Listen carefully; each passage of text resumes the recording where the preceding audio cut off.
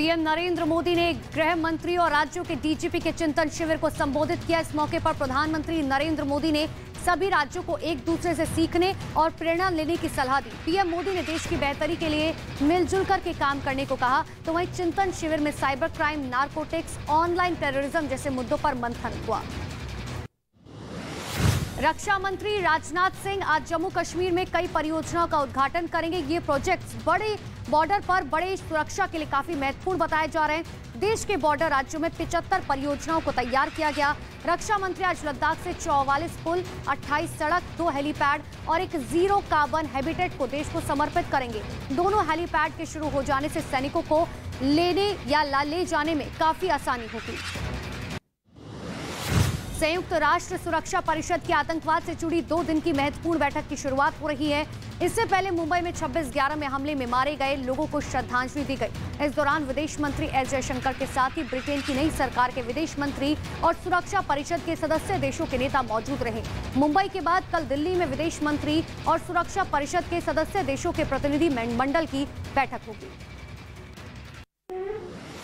रूस यूक्रेन युद्ध के बीच रूस के राष्ट्रपति व्लादिमीर पुतिन ने पीएम मोदी की तारीफ की। पुतिन ने पीएम मोदी को सच्चा देशभक्त बताया। पुतिन ने कहा, भारत का भविष्य शानदार है और पीएम मोदी की विदेश नीति स्वतंत्र है।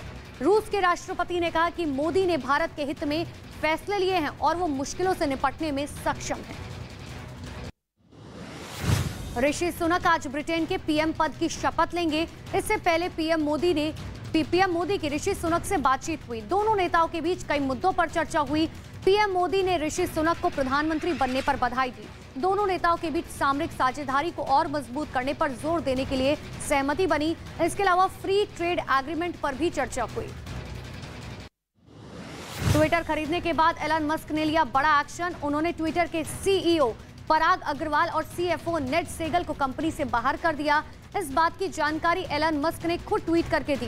दरअसल कुछ समय पहले ही एलन मस्क ने सोशल मीडिया प्लेटफॉर्म पर फेक अकाउंट की संख्या की वजह से पराग अग्रवाल पर ट्विटर के निवेशकों को गुमराह करने का आरोप लगाया था।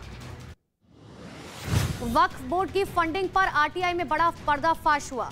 केजरीवाल सरकार ने दिल्ली वक्फ बोर्ड को साल 2015 में 100 करोड़ और 2021 से 2022 में करीब 60 करोड़ रुपए जारी किए, जिस पर अब भारतीय जनता पार्टी ने सीएम अरविंद केजरीवाल पर तुष्टीकरण की राजनीति करने का आरोप लगाया। शहजाद पुनेवाला ने कहा कि केजरीवाल सरकार के पास शिक्षकों को सैलरी देने के लिए कॉलेजों के लिए पैसा नहीं है, लेकिन वक्फ बोर्ड के लिए 100 करोड़ है।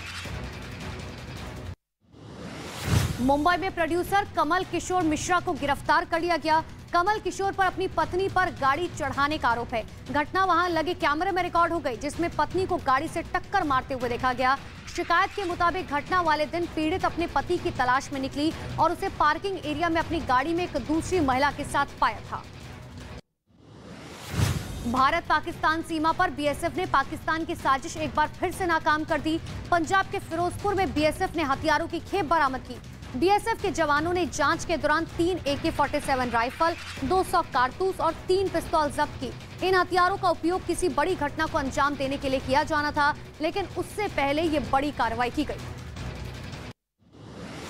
यूपी के ललितपुर में एक लड़के का फायरिंग करते हुए वीडियो सामने आया। बताया गया कि लड़के ने खुद पिस्तौल लेकर फायरिंग करने का वीडियो बनाया और फिर सोशल मीडिया पर खुद अपलोड कर दिया। मामला कोतवाली मेहरौनी इलाके का बताया जा रहा है। वीडियो वायरल होने के बाद पुलिस ने मामले को गंभीरता से लिया और मामले की जांच शुरू कर दी। यूपी के बस्ती में वर्दी में शराब पीते पुलिसकर्मियों का वीडियो वायरल हो रहा है। आरोप है कि दोनों पुलिसकर्मी लड़की से छेड़खानी की शिकायत करने पहुंचे लड़के से 5,000 रुपए की रिश्वत की मांग कर रहे थे। बताया गया कि जब दोनों आरोपी लड़की की दुकान पर रिश्वत के पैसे लेने पहुंचे तो शराब पीने की इच्छा जताई और वहीं सार्वजनिक जगह पर शराब पीने लगे। वीडियो सामने आने पर आरोपी पुलिसकर्मी को निलंबित कर दिया गया।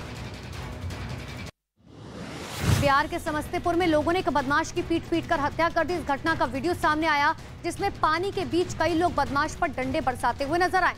हालांकि इस दौरान वहां मौजूद कुछ लोग उसे बचाने की कोशिश करते दिखे, लेकिन इसके बाद भी भीड़ में शामिल लोग उसे मारते रहे। घायल हालत में उसे अस्पताल में पहुंचाया गया, जहां उसकी मौत हो गई। उत्तर प्रदेश के आगरा में दो पक्षों के बीच विवाद के दौरान दोनों पक्षों में जमकर लाठियां चली। मारपीट के दौरान एक आदमी ने फायरिंग कर दी, जिससे दूसरे पक्ष के एक आदमी की मौत हो गई। मारपीट के दौरान दोनों पक्षों के कई लोग घायल हो गए। आसपास के लोगों ने इस घटना की जानकारी पुलिस को दी, जिसके बाद मौके पर पहुंची पुलिस ने पीड़ितों को अस्पताल पहुंचाया। बिहार के मुजफ्फरपुर में दो पक्षों के बीच जमकर मारपीट हुई। इस दौरान लोगों ने एक दूसरे पर ईंट और पत्थर बरसाए। बताया गया कि जुआ खेलने की वजह से दोनों पक्षों के बीच कहासुनी शुरू हुई। थोड़ी ही देर में ये झड़प में तब्दील हो गई। जानकारी मिलने पर पुलिस मौके पर पहुंची और फिर लोगों का हंगामा शांत कराया गया। इस घटना में कई लोग घायल हो गए, जिन्हें अस्पताल में भर्ती कराया गया। महाराष्ट्र के कोल्हापुर में एक्साइज विभाग टीम पर लोगों ने हमला कर दिया। लोगों की भीड़ अधिकारियों पर पत्थर बरसाने लगी, तो वहीं कुछ लोग लाठी बरसाते हुए नजर आए। वहीं कुछ लोगों ने चाकू से हमला कर दिया, जिसमें एक महिला अधिकारी घायल हो गई।